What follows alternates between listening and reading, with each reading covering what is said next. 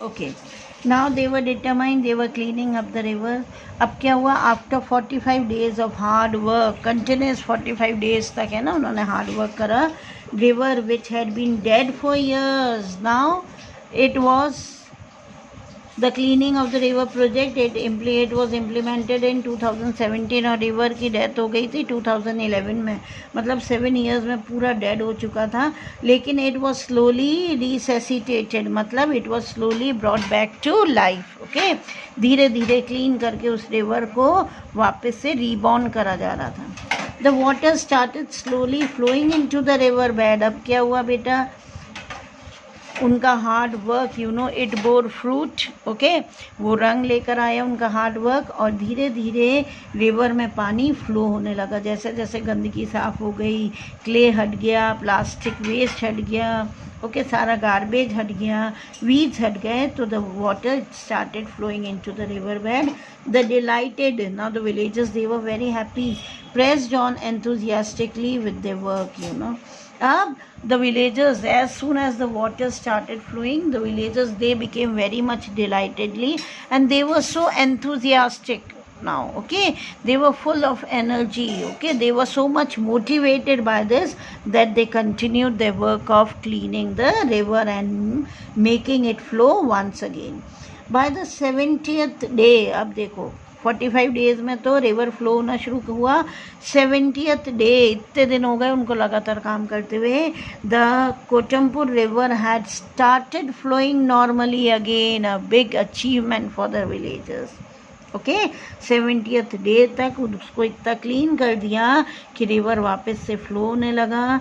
To their surprise the water levels in the neighbouring wells also increase.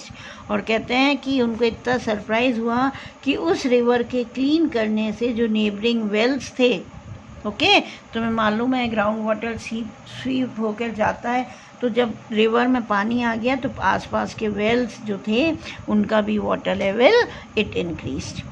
Although the water is not used for drinking and cooking now. Okay, अभी भी वो पानी इतना ज़्यादा toxic हो चुका था कि दो इट स्टार्टेड फ्लोइंग, लेकिन ड्रिंकिंग और कुकिंग के लिए यूज़ नहीं होता है. पर villagers they are still confident कि a day will come when they will be able to use this water for drinking and cooking. There are fish now in the recently reborn river. अब वो कहते हैं कि fish बहुत है अब recently reborn river में, which adds to the happiness. Okay, the villagers no longer face any water shortage. अब इरीगेशन वगैरह के तो काम ही आता है, तो ड्रिंकिंग एंड कुकिंग में नहीं लेते हैं, पर अब उन्हें वाटर शॉर्टेज नहीं है क्योंकि वेल्स का भी वाटर लेवल राइज हो गया है. एनवायरमेंटलिस्ट हैव ऑलवेज सेड, अब एनवायरमेंटलिस्ट हमेशा ये कहते हैं कि any water body can be given a rebirth despite how severe its pollution problems are. Okay, अब ये बिल्कुल फैक्ट बात है. एनवायरमेंटलिस्ट ये कहते हैं कि कोई भी रिवर कितना भी पॉल्यूटेड क्यों ना हो, उसको रीबर्थ दिया जा सकता है ना, उसको रीबॉर्न करा जा सकता है. और even how near it is to death, और रिवर बिल्कुल मरने जैसी स्थिति में पूरा एक गार्बेज डंप बन गया है, सूख गया है, तो भी उसको लाइफ दी जा सकती है. And the Kotampur river will go down in history as an example. और ये बहुत बड़ा एग्जाम्पल कोटमपुर रिवर को रीबर्थ देकर है ना, वहाँ के विलेजर्स, बुद्धनूर गांव के विलेजर्स ने ये शो कर दिया है. और it will be an history, और एक ये हिस्ट्री बन गई है.